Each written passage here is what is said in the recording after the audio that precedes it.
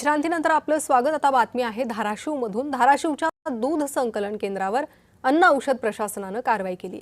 भूम तालुक्यातील अनेक केंद्रांना नोटीस पाठवल्या। कारवाईत 7 जणांवर गुन्हा नोंदवलाय। काही केंद्रांचे दूध संकलन अन्न औषध प्रशासनाने थांबवले। भूम तालुक्यात मोठी कारवाई करण्यात आलेली आहे। अनेक दूध संकलन केंद्रांना नोटीस बजावण्यात आलेली आहे। 7 जणांवर गुन्ह्याची नोंद झालेली आहे आणि अनेक संकलन केंद्रांना काम थांबवण्याचे आदेश देण्यात आलेले आहेत।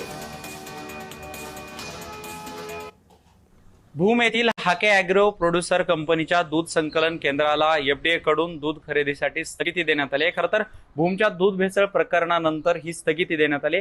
मात्र या स्थगितीची जी कारण आहेत ती कारण आहेत की जे अस्वच्छता आहे, आपण त्याच दूध संकलन केंद्रावरती आहोत की ज्या ठिकाणी दूध संकलन केंद्रामध्ये अस्वच्छता आहे, प्लास्टिकच्या कॅनमध्ये दुधाची खरेदी केली जाते, यासह कामगारांचं मेडिकल सर्टिफिकेट यासारख्या अन्य काही कारणांमुळे जे आहे ते 5 ते 7 कारण आहेत की त्या कारणांमुळे या दूध संकलन केंद्राला स्थगिती देण्यात आली। खरं तर जर आपण बघितलं तर आपल्यासोबत या दूध संकलन केंद्राचे मालक देखील आहेत की काय सांगाल, ही जी एफडीए कडून तुम्हाला स्थगिती देण्यात आली आहे ती स्थगिती नेमकी कोणत्या कारणामुळे देण्यात आली आणि काय कारण आहे ते? स्थगिती अलीकडे आमचे दूध संकलन केंद्राचे स्थगिती म्हणजे हे प्लास्टिक कॅनचा वापर, पुन्हा मेडिकल सर्टिफिकेट त्यांना निदर्शनास आले नाही टायमाला, आपल्याकडे होते पण त्यांना पाहायला मिळाले नाही।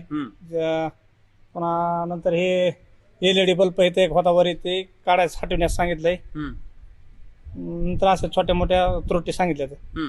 पण जे आता बाळासाहेब गोडगेंवर कारवाई झाली, गुन्हा दाखल झाला त्यांच्यावरती की जे दूध भेसळ प्रकरणाशी पावडर जे विकलात त्याच्या संदर्भाशी त्यांचा संपर्क येतो, त्याच्याशी आपला काय संबंध आहे? त्याच्याशी आपला काय संबंध नाही। पण आपल्याकडे जे दूध घालणारे जे शेतकरी आहेत किंवा दूध संकलन छोटे छोटे केंद्र आहेत तर त्यांचा काय संबंध आहे?